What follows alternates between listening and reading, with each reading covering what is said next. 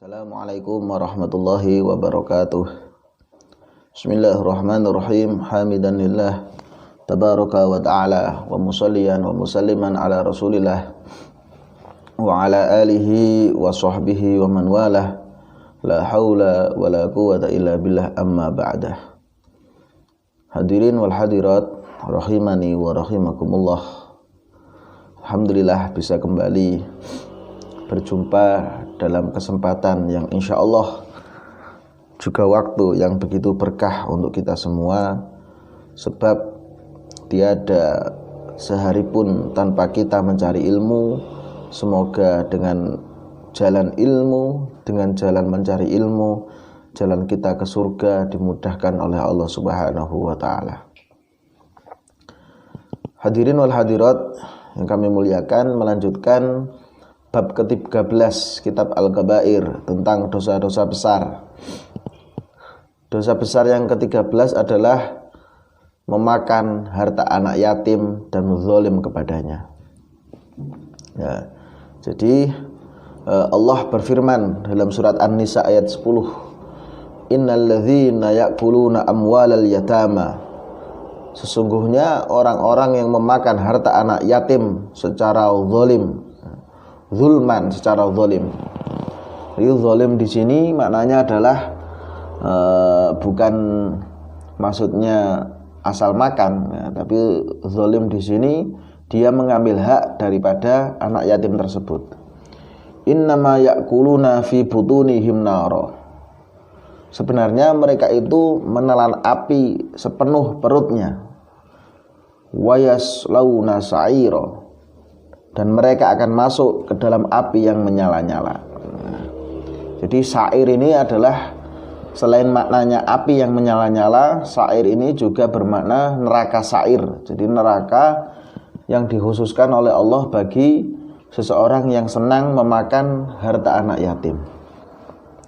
Maksudnya memakan harta anak yatim bagaimana? Yakni ketika ada seseorang dia merawat anak yatim, dia memberi makan.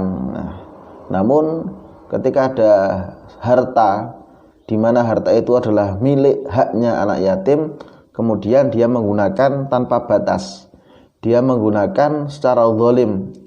Dia mengambil bagiannya seolah-olah itu adalah memang bagiannya. Kata Abu Sa'id Al-Khudri radhiyallahu ta'ala anhu, beliau meriwayatkan ketika Rasulullah Isra Mi'raj, beliau salah satunya adalah diajak jalan-jalan menuju neraka. Beliau melihat ada seseorang yang dipaksa dibuka mulutnya oleh malaikat penjaga neraka. Kemudian Rasulullah bertanya, wahai Jibril, siapakah mereka itu? Jibril menjawab, ya Rasul, mereka adalah orang-orang yang memakan harta anak yatim secara zalim. Jadi sebenarnya mereka itu menelan api sepenuh perut mereka. Jadi korelasinya adalah di dunia memakan hartanya anak yatim, di akhirat memakan api di neraka yang menyala-nyala. Jadi di dunia mungkin tak terasa, tapi kelak di akhirat akan terasa begitu luar biasa dahsyatnya siksaan orang yang memakan harta anak yatim. Ya, jadi bahkan Imam As-Suddi, ya, beliau berkata orang yang memakan harta anak yatim secara zalim kelak di hari kiamat akan dibangkitkan dalam keadaan mulut, telinga, hidung, mata dan semua lubang yang ada dalam tubuhnya menyala-nyala mengeluarkan api. Ya. Jadi api ini identik dengan seseorang yang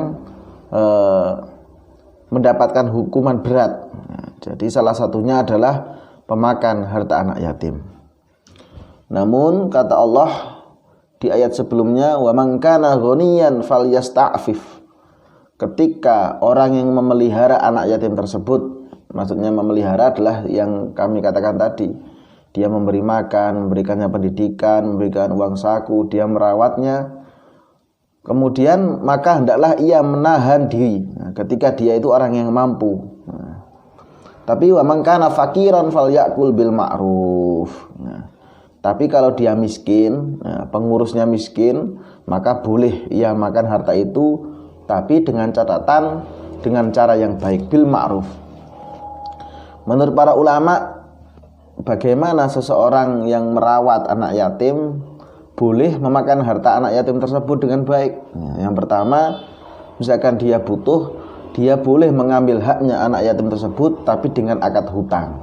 Itu yang pertama. Berarti sewaktu-waktu harus dikembalikan. Yang kedua, memakannya sekedar kebutuhan saja, tidak berlebih-lebihan. Jadi dimakan seperlunya, digunakan seperlunya, tidak berlebih-lebihan memanfaatkan, sebab anak yatim di mata masyarakat adalah seseorang anak yang doanya mustajabah, sehingga banyak orang berlomba-lomba untuk menyantuni anak yatim tersebut. Maka dari itu seolah-olah anak yatim ini digunakan sebagai bisnis. Jadi ketika meminta proposal, meminta bantuan, sangat mudah mendapatkan uang ketika diatasnamakan anak yatim. Nah, kemudian cara yang baik ketiga apa? Mengambilnya senilai dengan upah dia, jika memang dia itu bekerja di lembaga anak yatim. Nah, namun ini untuk mengantisipasi, sebab harta anak yatim ini begitu riskan, begitu beresiko kelak di akhirat. Ketika kita memakannya sedikit saja, apalagi dengan cara yang zalim, tanpa cara yang baik, maka ini akan membahayakan kita kelak ketika di akhirat. Bagaimana caranya? Jadi taruhlah ketika kita meminta sumbangan atau apapun, katakanlah itu adalah atas nama yatim dan du'afa. Nah, itu mungkin bisa lebih aman. Nah, sebab harta yang kita peroleh memang untuk yatim dan du'afa, orang-orang yang lemah, yang tidak mampu. Sebab yatim itu syaratnya ketat.